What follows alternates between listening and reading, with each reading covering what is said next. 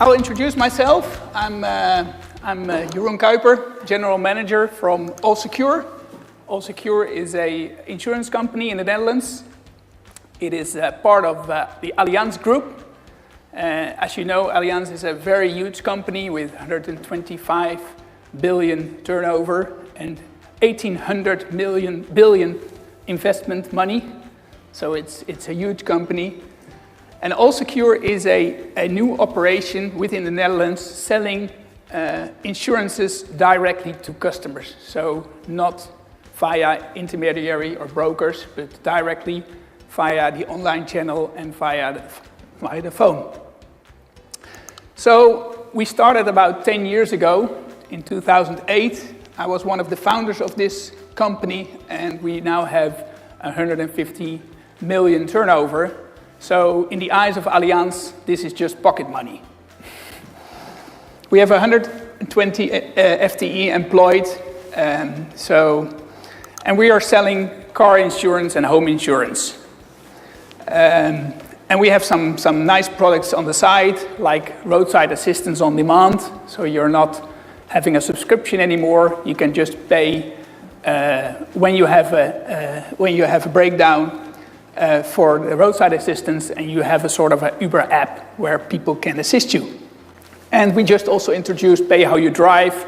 So the app is monitoring your driving behavior, and based on this, you pay your premium. So we are very advanced product there. Our mission is to always search for new things, to create a different and better personal experience in the benefit of the customer. So that's how we look at it, and we worked to set up this company with the customer experience and the customer in mind from the start. So I will always look for good customer experiences. So, for example, when I was I'm commuting from back and forth to my work every day. I'm living in the east of the Netherlands, and I'm working in the west. That's the nice thing of a small country. And you can just commute back and forth to your work. And I'm in the train, and I'm sitting there in the train, and I was standing actually because there was no room. It was crowded. So I was standing in the train, and some guy about 35 stood up and said, "You can take my seat." I thought, well, I'm not that old, so I said, no thanks. But he said, "Okay, just take it." I said, "Why?" "Yeah, I'm working with the railroad company, so the guests can sit." So I think that is a real nice example of having customer experience in the blood of the people from your company. And he didn't have to do it, but he believed this was the right thing to do. And I think that is really important. Also, I booked a holiday, for example, with Ryanair.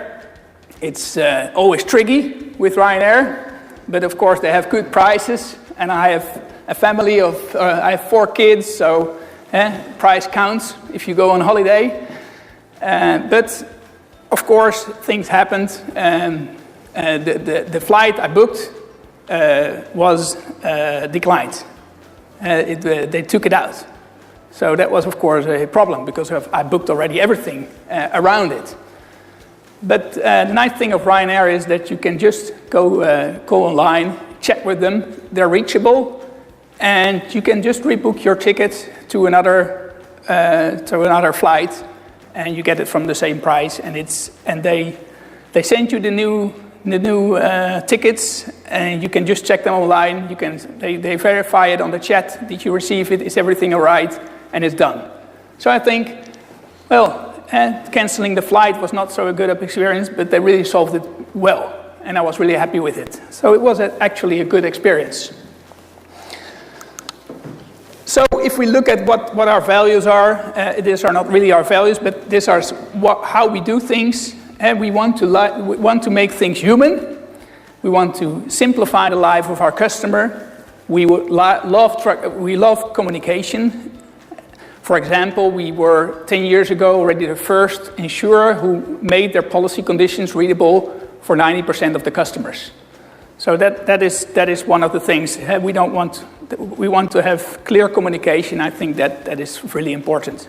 We want to individualize our products, and we want to use technology to get things done. So these are the things that we are working around. So I'm going to share you a little bit more of our best practices around customer care, and especially looking at omni-channel digital customer care. So just looking at the day after tomorrow, what is the world going to look like? Not tomorrow, and maybe tomorrow is the coming 2 or 3 years, but after 2 or 3 years. So what we know is we are moving to a AI-first world, where communication will be faster than real time, which means at this moment we are in a phase where we are optimizing our reactive approach, and we react with optimal customer care, with good service levels in customer care. But we will move to proactive. We have to know what the customer will face before he knows it. For example, if you look in car insurance, if the car hits another car, we can measure that, and we can already fill in his claim form, or we can already notify the police, or we can already arrange a replacement car, or we can already call the towing truck. So that are things that are more proactive and not reactive, because if you're reactive, he first has to call you, and then you can act. So if you, I don't know if somebody knows if you have an accident, who are you calling? Well, you're not calling your insurance company. You're calling your wife, or your husband, or your mother, or somebody who is next to you. So we after a long time, when you call your insurance company just as third, I think. So it will be interesting to be proactive, and then people already know you're there before they know it. It will be hyper-personalized. So we are now targeting, a lot of companies are looking at personas or target groups to personalize, or putting names on the email. And that's fine to do, but it's serving the average. You want to go to an individual level where you have everything, all the communication, everything to do based on the individual profile. And I think it will be important to have a seamless experience. If you look, I don't know how many people have an Apple in this room. How many people use the Apple device? Well, quite a lot. How many people are a fan of Apple? A fan. Fan. Because most of the people who use Apple are a fan of Apple. So how many people are a fan of Booking.com? Less people. How many people use Booking.com? Well, that's far more. So what you see is you're using Booking.com not because you're a fan of Booking.com. You're using Booking.com because it's seamless. It works. I think the new brands and if I look also to your kids, they're less fan of companies. They're using those companies because they're seamless. So seamless is maybe also a new loyalty. So looking at an AI first world, a lot of things will be powered by computers.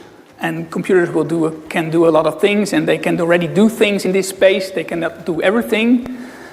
But I think the human interaction will become an important differentiator in the future, and maybe already is an important differentiator. But only where the human beats the computer. So don't do things with a human that the computer can do better.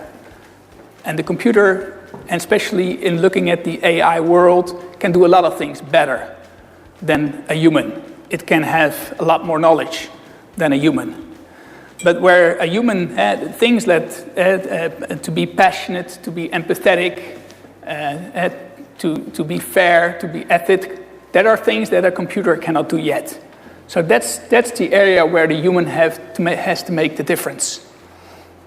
And that's, I think, a really important factor to keep in mind. But only if you do the first stuff first. So this is actually our example of our shop. We are selling, as an insurance company, commodity goods. And for a lot of people, car insurances are just car insurances. They don't know the difference, they just need a car insurance. So they're coming to our shop and they look around, and for them, everything is the same. They cannot make a distinction, or some people do. Some people like to research the product very extensively. There are people here in our company that research about 90 days before they buy a car insurance. But there are also people that pick them straight away. They know what they want, and they just pick them straight away. So actually, we're providing a self-service shop, which is very organized, where people can find their things, do them things themselves, service themselves. Actually, it's self-service. But of course, if you're stuck, or you have a question, or you don't know anything, we always there to guide people or our customers through our customer journeys. And that's, of course, important in the onboarding journey, but also in, for example, the claims journey, where there's more panic.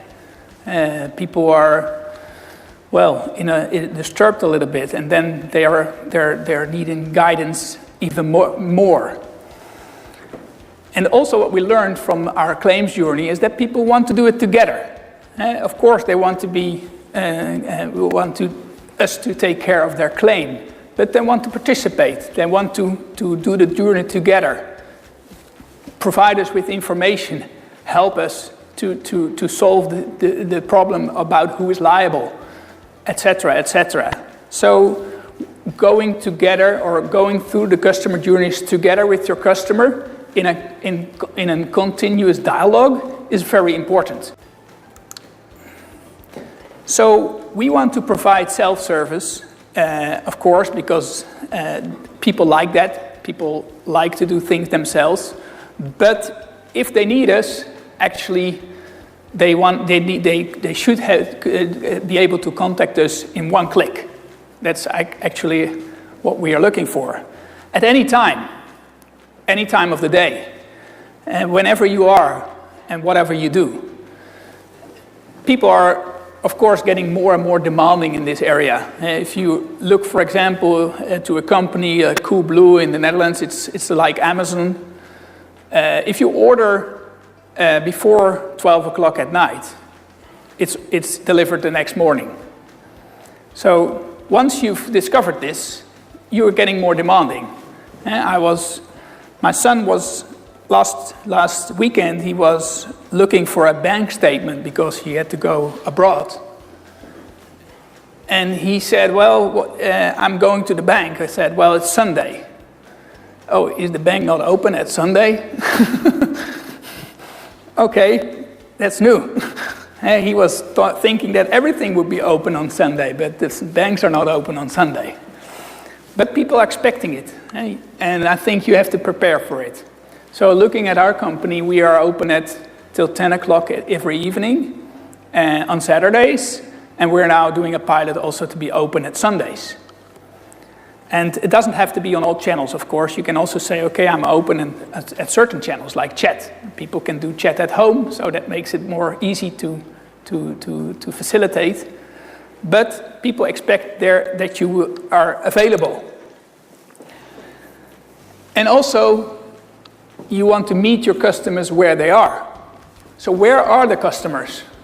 Well, where are they? They're, of course, at the platforms that they are at the digital platforms. They're on search, they're on YouTube, they're on Facebook.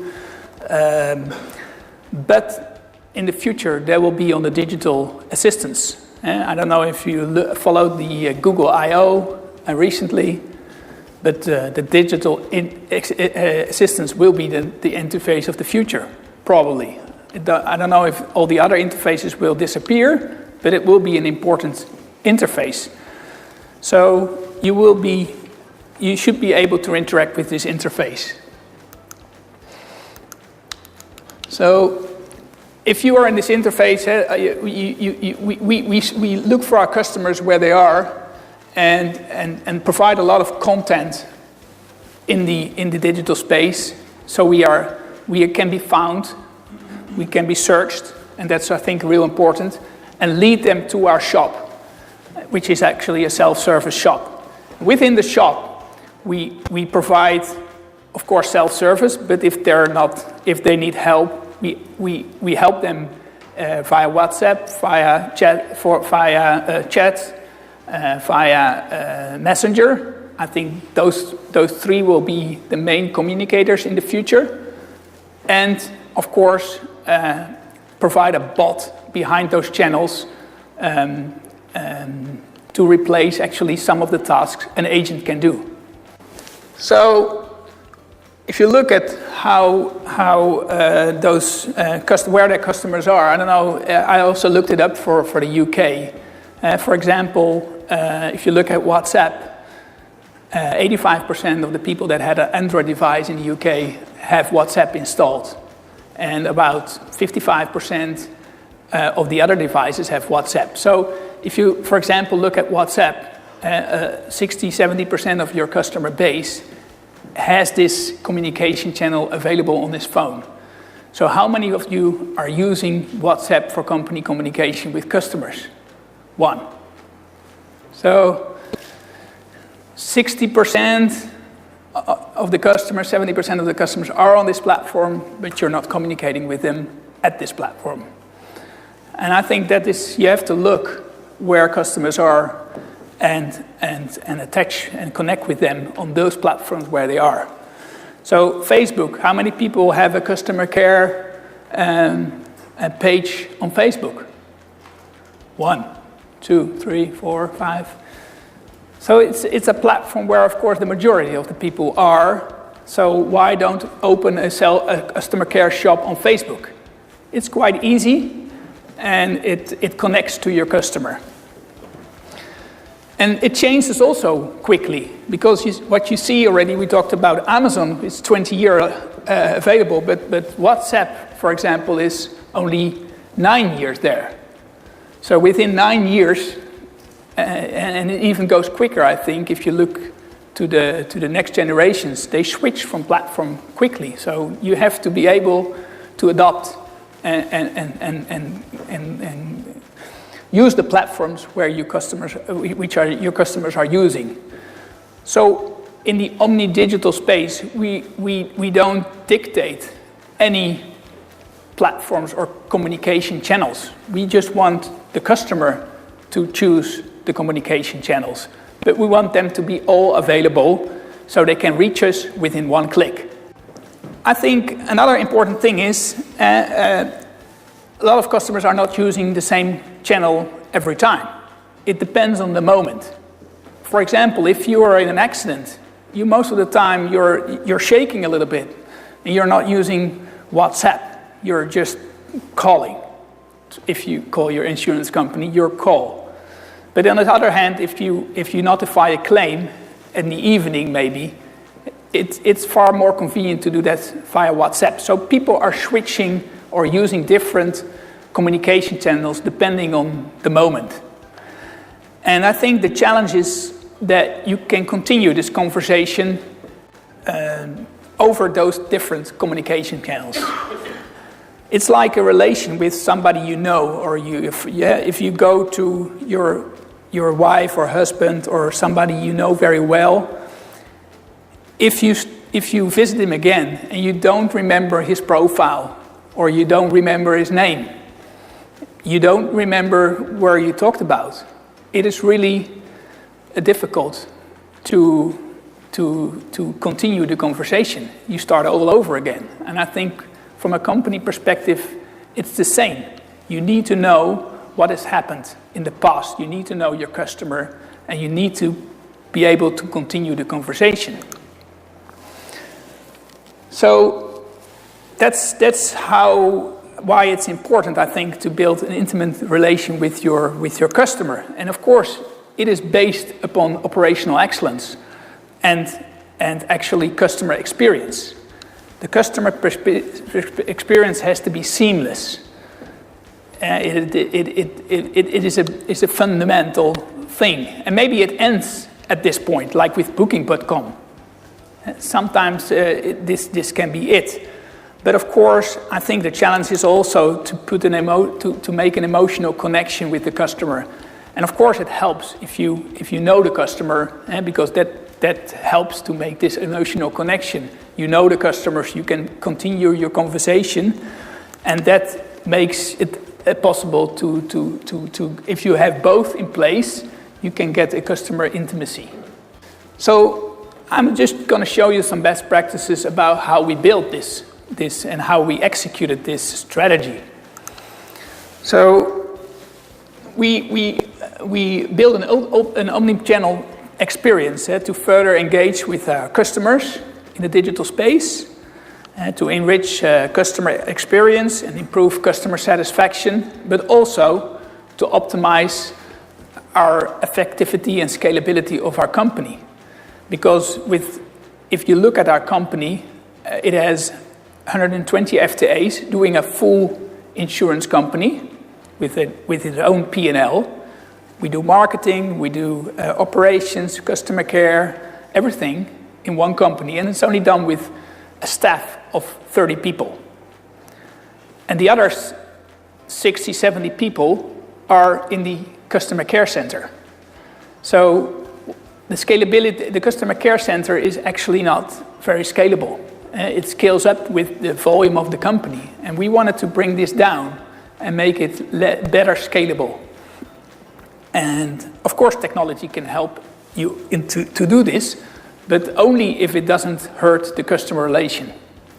Because I think that is important. So what we're looking at is actually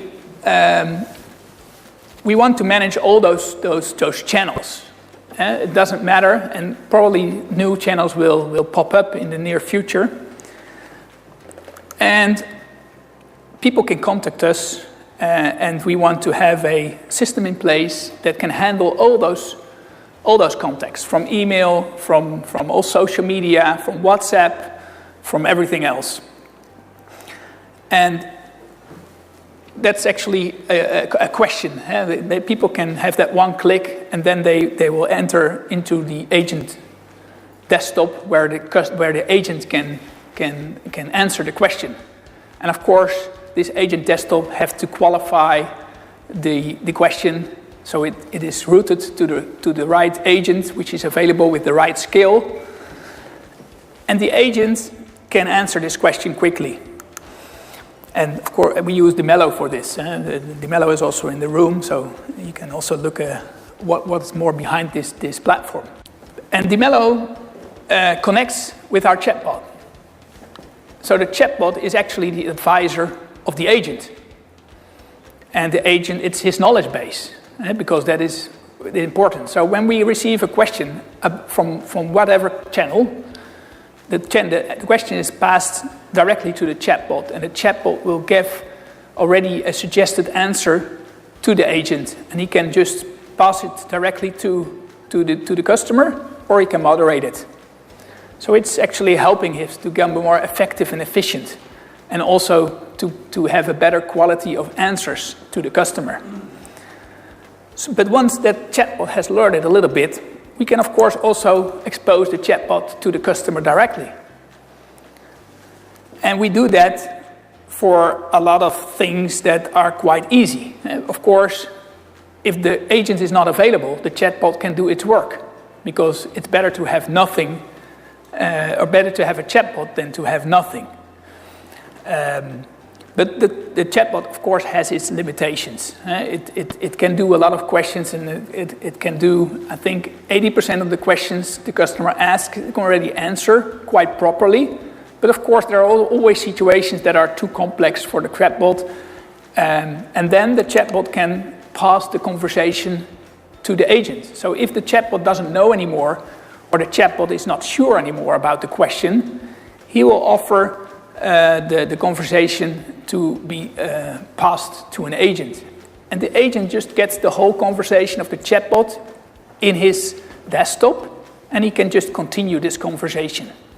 I think to combine these things is really strong. And it makes you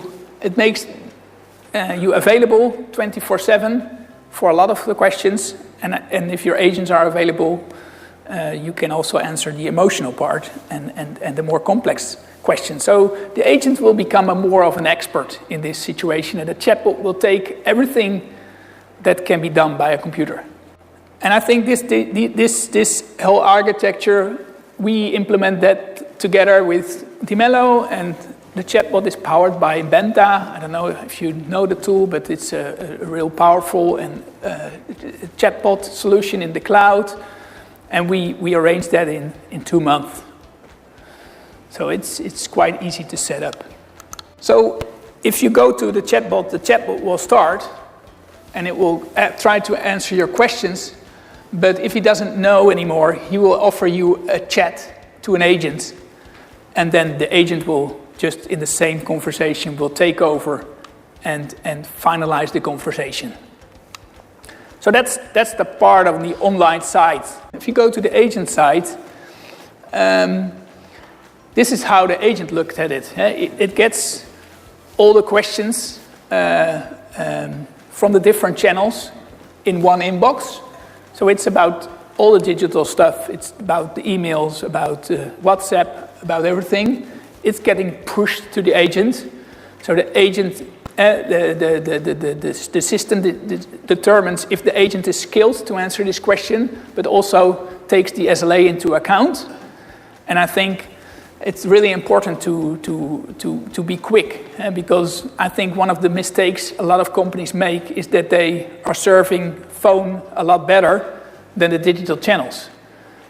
And if I know as a customer that the phone is picked up within 20 seconds and my WhatsApp is answered within an hour or maybe 24 hours, most of the people will just pick the phone. But if you are getting answers straight away, like with chat and WhatsApp and Messenger straight away in the same service levels as phone, people will switch to those service levels or to those channels quite easy. So because they're next to each other, once we had the phone not available, so we took phone out of this service layer, the option of phone, and WhatsApp exploded. The people directly went to the digital channels. So it's really easy to steer in this approach which channels to offer and also which channels to steer people to. And we don't really want to steer people to channels, because our philosophy is that the customer can choose the channel. But of course we know that some channels are more effective for the customer than others. Like email, we are not so much of a fan of email, because email is most of long conversations with a long delay in between those heads, so the conversation takes a long time.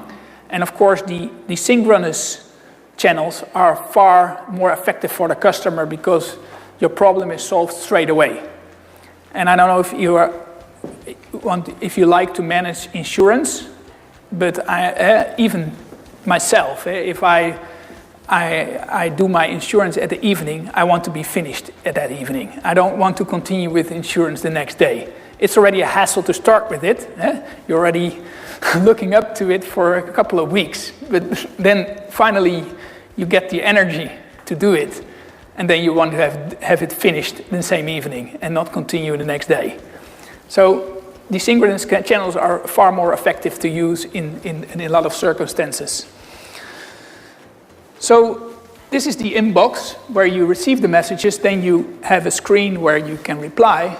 And of course, on the left side, the bot will give you the suggestions. And you can just click on them and they will insert into your answering screen, and you can straight away pass them to the agent. But of course, it's also interesting to, before maybe doing a reply to the customer, to identify the customer. So we will, in this right screen, you also have the customer profile. So what we do is that's where our CRM presents itself. So we identify the customer, we look up his profile, and we connect this profile to, for example, his Facebook profile or to his email profile. So once these are connected, the next time he enters with the same channel, automatically the customer profile already pops up. So we already can identify the customer before he has identified himself. And that, of course, helps in the conversation. But once the customer is identified, we can also look into his history. And his history is all the in- and outbound contacts we had with his customer are presented in a timeline. So actually, that is the dialogue we had with the customer. That are all the contact moments we had in the customer journey with this customer, which are registered in our system. So we know when the customer did a quote on the website, when he went to my service, when he changed something on his policy, when he contacted us with different channels, and we know everything that he did in this interaction. So we have a complete view of the customer journey and all the interactions, and we just can continue with this conversation after we identify this customer. What you see here is that I think it's really important, if you look at customer experience, that you have, of course, this is a part of the whole journey. First of all, you have to start with your customer insights, but on top of that, you have to put your innovation, because I think a lot of customers are not coming up with new things. They're improving existing things. It's what I think Ford, when he asked customers, what do you like? He said they said, well, we want a faster horse, and he built a car. So it is not always that the customers are telling you what they want. They're telling you what to improve or what to optimize, but not the innovation part. You have to do it yourself and work together with the customers to see if it works. So the customer experience, I think, starts with finding the right products, making them work. We heard that about yesterday, making qualitative products, and qualitative communication, if you look at insurance, and we don't want questions. Everything has to be seamless. People, if there is a question, actually we made a mistake. But of course, there's always questions, so, and after they have a question, we want to help them as much as they can help themselves. They can do all the things in the self-service environment. They can ask a question, the bot will help them to answer the question. It is quick, it is fast, it is always available. But if they're still stuck, we will always have a personal assistant, a person behind that can help them even further and act as an expert in this journey. This is, and the bot, if you look at the digital assistants in the future, in this approach, we will also make this available for the digital assistants. So we are now doing a pilot where the Google digital assistant can find the bot, because if you ask a question in the digital assistant of Google, he will just go to the company and look if there's a bot available, and then the bot will take over within the conversation in the digital assistant and will continue the conversation. So this technology also can connect quite easy to the new way customers will interact in the future. So we will not always be there, but we will always be there for you.